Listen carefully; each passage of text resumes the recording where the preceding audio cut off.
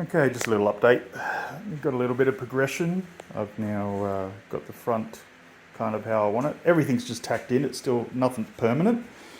So I took it for a little test tow, which I can show you guys later. And the back actually scrapes because she's so long. I figured that, and I counted for that anyway. So what I'm doing, I'm just putting these little bits in at the back.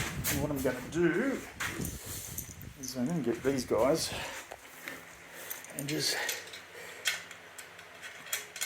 mount them at the back. And these things are like $3, so you know, if they get destroyed, so what, you know. But it'll stop the back hitting on big dips when you go around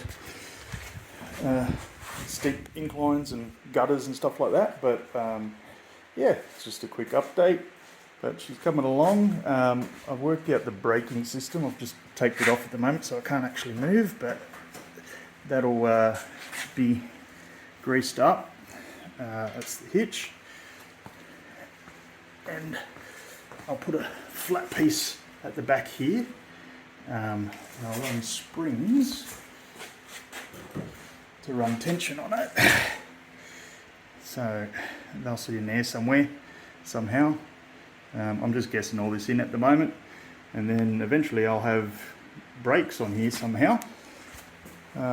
Whether it's disc brakes or whatever, it's at the moment I'm just using scrap and anything that I can find that